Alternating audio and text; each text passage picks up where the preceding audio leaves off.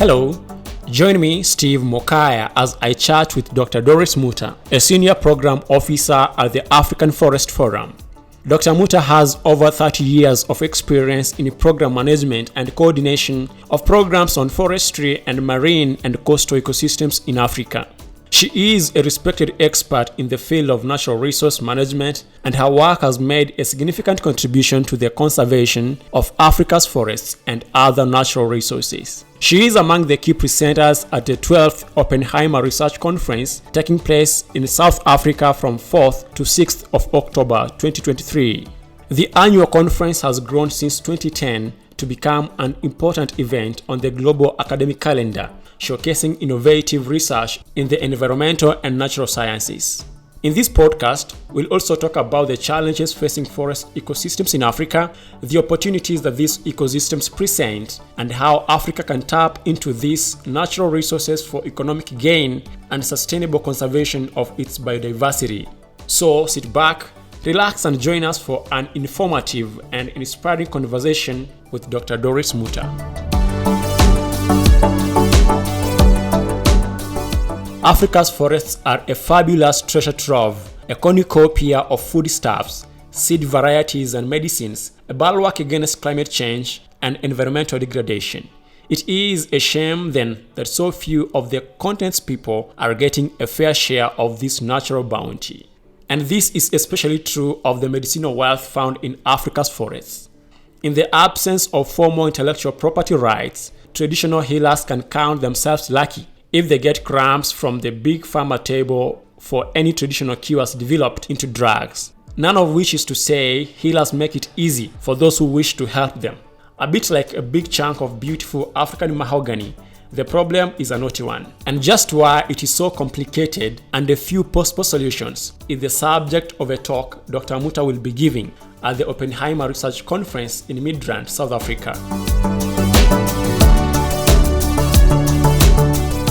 Doris attended Alliance Girls High School in Kenya, one of the top prestigious girls' schools in the country. She wanted to pursue a bachelor's degree in medicine and become a dentist, but life had other plans, so she studied forestry for her undergraduate degree at Moi University in Kenya, before proceeding to the University of British Columbia for a Master's of Science in Botany, and later the University of Strathclyde for a PhD in Environmental Studies. My first high school admission, I was called to Alliance Girls. I finished Form 4 in 1981, and I managed to get back to Alliance Form 5 and Form 6. And I worked hard again until I got to the university. So I went to the university in Moi University in Eldoret, and I did. That's when I did my first degree in forestry. I worked so hard among many challenges, but I managed. By the time I was presenting my thesis for examination, my PhD thesis, I could not believe it. It was just so amazing. And so I came to the room and I called my family, and they also said, "But you had a very difficult journey during this PhD." I said, "Yes, but God has made it happen." After her studies, she returned home to Kenya, where she has worked in a variety of organizations as a researcher and a program officer. She is currently working with the African Forest Forum, where she is managing a project on strengthening, managing, and using forest ecosystems for sustainable development in Africa. Doris believes that the communities living around forests are essential to their conservation. She cites the examples of the kaya forests of the Kenyan coast, which are managed by the local communities. These forests provide a variety of benefits to the communities, including food, water, medicine, and cultural identity. We have the Kaya elders that have in the past been very instrumental in ensuring that the forests are protected and preserved and sustained. The Kayas, they are a constellation of sacred forests across the coast. There are about 40, maybe they've declined now over time. So they are the ones at the coast of Kenya that are managed by the National Museums of Kenya. But prior to them coming on board, traditional Kaya elders were the managers and the custodians of the Kaya forest in the Kenya coast. The Kaya forests were specifically set up a long time ago by Mijikenda communities that were fleeing from the north. They had to come and find a place to hide. So they got in, they cleared a place inside the forest, and then they designated that whole area as a sacred area. So it was mainly for security. So there are very specific locations where they are. And until now, they are there. There are also other sacred forests in central Kenya. We have the Njuricheke. They also have been governing how someone can go into the forest, what you can harvest, what you may not harvest. She says that Kenya is still a sapling in the forest of global sustainability, but with the right policies in place, the country can grow into a towering giant. In Kenya, we can say, in terms of our forests, our forest cover is around 7%, going to 8%, and the tree cover is about 12%. Forest cover is that area that has the trees together in a close canopy. These are where we have our designated forest areas. For example, if you look at Karura Forest here, that's the forest cover. The trees are together. There's a percentage beyond which they cover the area. Tree cover includes those trees that are grown on the farms, those trees that are grown in the avenues, those trees that are grown in the arboreta, in other places. We still are very much have a rich endowment of biodiversity, given the different forests that we have.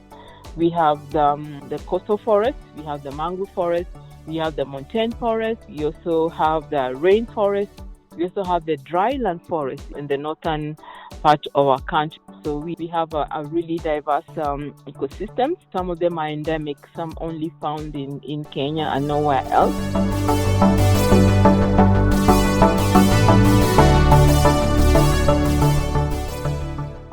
Nonetheless, she warns that Africa's forests are under siege from both the state and the street.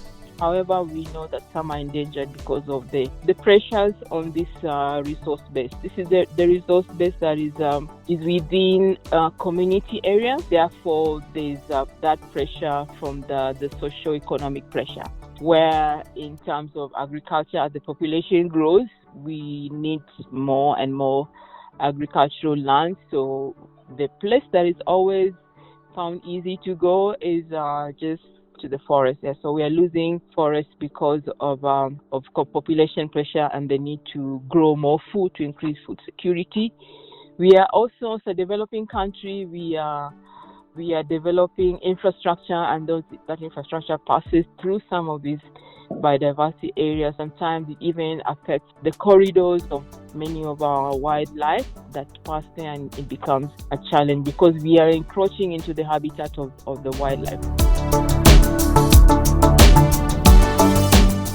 Therefore, she said that Africa needs to find ways of minimizing pressure on forests to avoid further degradation. She suggests diligent practice of agroforestry, proper utilization of forest resources, and high recovery rates. So we really need now to find ways to preserve what is there, protect what is there and preserve, and also find ways of minimizing pressure on our biodiversity areas by developing other mechanisms, other sources of what people need from the forest. For example, charcoal. If we can find ways to establish woodlots outside the forest, like agroforestry is an intervention area that is also very useful in helping the communities to grow what they need on their farms, so they do not need to go back to the forest. And also another way that we need to do is whatever that we have to get from the forest, we must be able to find measures of making most use of it to reduce waste. Recovery rate needs to be increased. We will not need to go back for a lot more. In addition, she encourages countries to strive to have more treetops and vegetation cover, as that will create a microclimate that will be beneficial to both economic development and biodiversity conservation. The microclimate that will be created by having those many trees on our lands will be just so immensely better and create a microclimate that will be more moist than now. So we'll be able to even maintain any moisture that is within our country at surface rather than it being evaporated. The tree maintains the microclimate. The tree also holds the soil together. In that kind of environment that will be created, we'll also have a lot of biodiversity that will come that is not there now, because they'll find the area habitat habitable, favorable for animals, other plants, other species like birds. In July 2023, President Ruto wielded the axe, lifting the logging ban that had been in place since 2018. The move sparked a firestorm of debate, with some people warning that it will have a devastating impact on Kenya's forests. But Doris, a forestry expert, argues that the lifting of the ban can be effective and beneficial if done right. Logging per se is not really wrong unless if it is illegal. We're talking about legal logging, that if it is sustainable, then we are good. I am not against lifting of the moratorium, but I would accompany that with saying that this should be supported by strong regulations so that there is no leakage. Because in our country, we've had this moratorium since 2018. When you plant this plantation this year, in the next 20 years, it will be mature and it needs to be harvested to give way for another crop. And that timber that's being harvested is going into the market. It's going to serve the local domestic industry. Those are jobs that are created. Each species has a rotation age between 15 to 25, depending on the species. Therefore, once it reaches maturity, any added time on the land is not adding much value. To prevent illegal logging from abuse and also to keep it sustainable, Doris says the government should involve the community, conduct regular monitoring, and strictly follow scientific decisions given by the experts. When engaging in forestry activities, it's important that first of all recognize that they are there and recognize that there are resources. There are resources because they live around the forest. They know what's happening in the forest area, and they know even the value of that forest. They also have the knowledge. They have indigenous knowledge on how to sustainably use the forest. They have indigenous knowledge on the various values of the forest, for example, the food, the medicine. They are a resource and they are a key player in protecting that forest and also managing that forest. In Kenya, we have the Forest Management Act that is already in place that has integrated the role of community forest association, which is very good through the participatory management approach.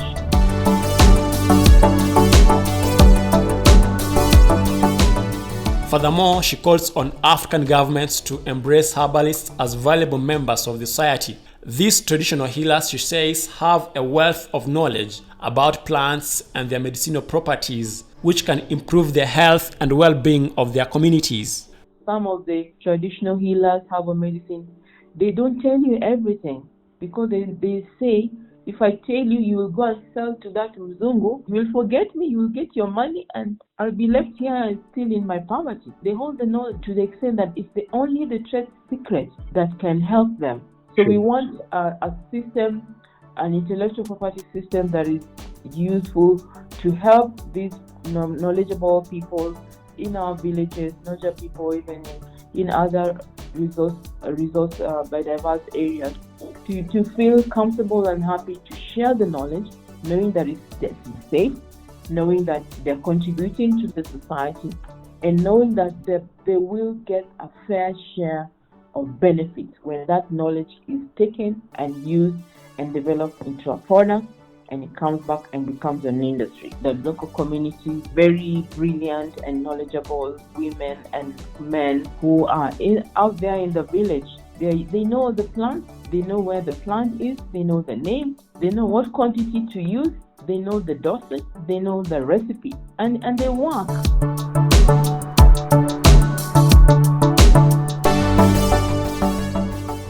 Doris' success is a shining star, but its north star is her late mother. The virtues and discipline that her mother instilled in her while she was young have guided her through life. She credits her mother as her best role model to date, and she finds her life's compass in her teachings.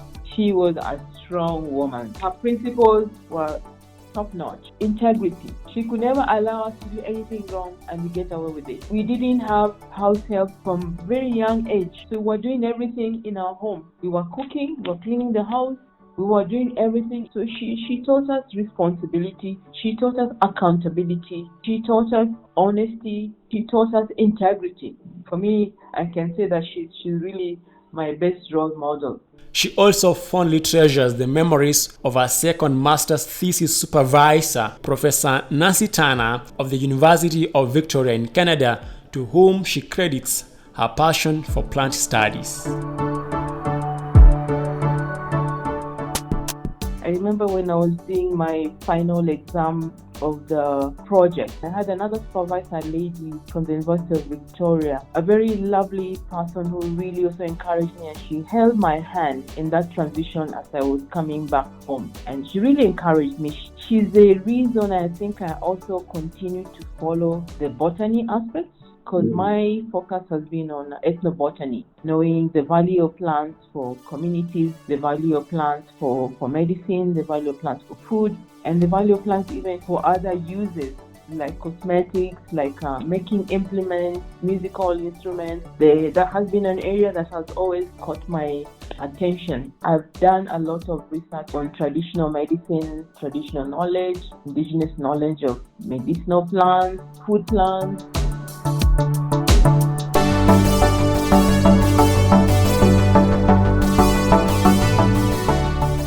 The summit of Doris' career thus far, she says, is her work as a project officer at UNEP's Nairobi Convention, protecting and managing the marine environment of Eastern and Southern Africa coast. I work with the United Nations Environment Program for 6 years, from 2009 to 2014. I was a project officer working with the Nairobi Convention, which is a convention for the protection, management, and development of marine and coastal environments in Eastern and Southern Africa. That is the Somalia, Kenya, Tanzania, Mozambique, South Africa, Seychelles, Mauritius, Comoros. From 4th to 6th October 2023, Doris will deliver a keynote address at the Oppenheimer Research Conference in Midrand, South Africa. Her talk, titled Harnessing Africa's Forests for a Sustainable Future, will explore the many ways that Africa can use its forests to fight climate change, provide jobs, and conserve biodiversity.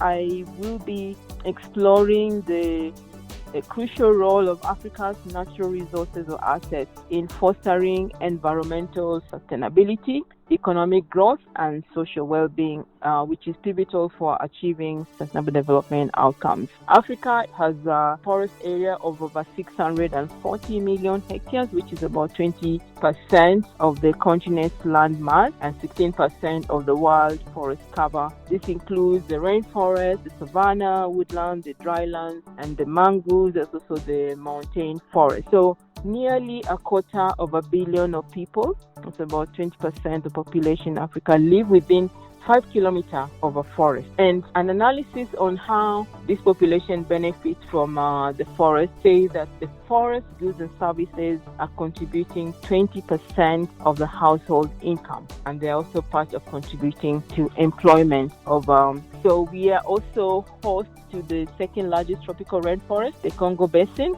I will be referring also to the instances where we had recent extreme events that disrupted development pathways in Africa, the climate change, the global economic shocks that were associated with the Russia-Ukraine conflict, and also disease pandemics such as COVID-19, and how during these events we've seen forests coming forth as contributing to the resilience of the local communities. We'll also be presenting on the non-timber forest products that contribute to development of many industries, looking at the pharmaceutical industry, the biotechnology, seed and crop protection, foods and beverage industries that generate significant revenue for private companies. Although we have this biodiversity contributing to these industries, and many of them coming from Africa, Africa is not really benefiting. Is not benefiting the real value of their contribution to this industry. The equity is one of the issues that needs to be addressed, and also need to have mechanisms that will strengthen our laws to make sure that the benefits remain more in our continent. Despite her busy schedule, she finds her free time playing with her 2 grandchildren, who she says are her sunshine, her stars, and her moon. My favorite time when I'm not at work is spending time with my grandchildren. I have 2 grandchildren. They're the ones who really, they just make me happy. They give me, that genuine love. You don't find it anywhere else. But they're there, they love you, they're there in the child's mind, and all the things that they do. Pure love, genuine sincerity, So I enjoy spending time with them a lot in the little time that I get. And when she retires, she plans to throw herself wholeheartedly into a virgin coconut oil project, a female-founded business in Kilifi County on Kenya's north coast. I'm interested in the future working in the field of natural products. Currently, I have a small, slowly coming up initiative on virgin coconut oil, working with women in Kilifi, and generally, basically, I'm working with one of my best friends from high school. So that's an area that I like really to focus in going forward in terms of my interest, and see how we can build enterprises that bring more value to the resource that we have, the biological biodiversity products, to see how can we come up with an industry that is benefiting the local communities, but is also has high market value locally in our country and also abroad.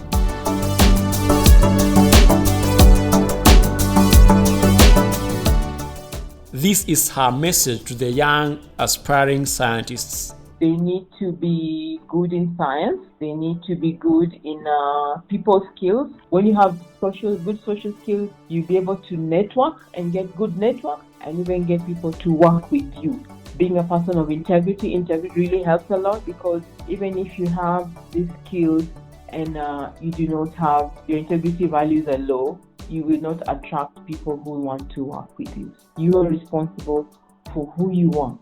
You're responsible for who you want to become. It's only you who also knows where you are, the place where you are. And also, to be spiritual, it's always good to be connected to God, because also God can connect you in ways that you would never be able to do it by your own, or even by your network.